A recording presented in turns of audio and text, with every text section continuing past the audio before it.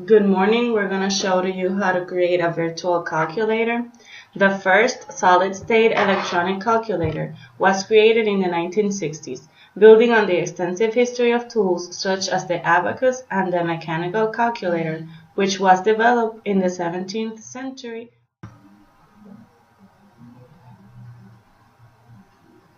We will be programming the addition, multiplication, division, and subtraction button. Also, we're going to be programming the clear and close button. And right here we have the text boxes which we will use to write down the values that we're using. The advantage of creating a program is that it's less expensive than buying one. Another advantage is that you can use the calculator whenever you want without worrying about the battery life. We will be using Visual Studio, which is a software used to create programs. First of all, here are the 7 steps that I will show you in the video. The materials that you will need, you will need one PC with Microsoft Windows. You need to have a Microsoft Visual Studio installed, and the programming language that we're going to use is Visual C#. And you can also run this program or do it in a Mac computer, but it is very important that you have Microsoft installed, because in the Mac system it doesn't run, Visual Studio doesn't run in it. So you need to have Microsoft installed, and you can do that. First of all, when you're starting the program, you will need to declare 3 variables. Each variable represents a text box. The variable number 1 represents the first value that you're going to enter, number 2 the second value, and the total of the values of the addition, subtraction, multiplication, or division of each value. And it is type float variable because it can use integer and decimal numbers. Okay, let's begin by showing you the code. When coding, it is very important that you leave some comments. You can comment on this language by doing a double slash. This is an example.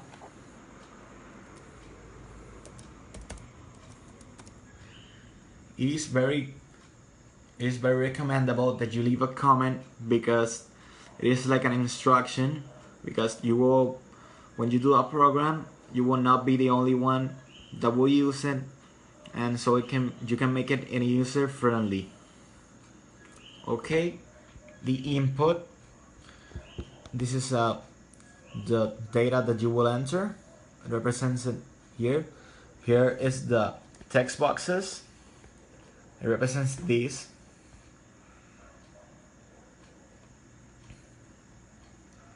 And the formula, it is the total of the addition of the value 1 and the value 2, and the total is the result, and it will be displayed in the text. You can do it like this, and the symbol text, it is in red because this is a string, and it's like an any value, but it's only going to be displayed. That is why it is in red. The multiplication, it is basically like the same as the first one. The only thing that it changes is the symbol, and you will need to do an asterisk here because the common multiplication symbol in computer, it doesn't work. The X, it is like a letter, and the input is basically the same. The only thing that it changes are the symbols here and the X here. You can do that and the X on the display because it is only going to be displayed. And the division, so computers don't have the common division symbol. That is why you need to use the slash, and this also the slash is displayed here. The subtraction is basically the same. The only thing that also changes are your symbols. And here is the close buttons code. It is very easy. It's like close and a parenthesis, and that is. And the clear buttons, you just write the text box name and point text, because that is the property, you know, it's a text box, will only display text. And string represents the contents, and point empty represents that it will clear all. And this is it. Now I will show you how the program runs.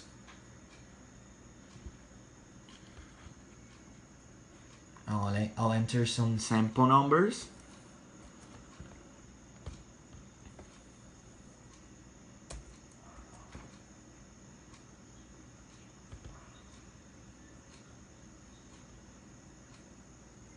As you can see, it displays the number and the property that you used.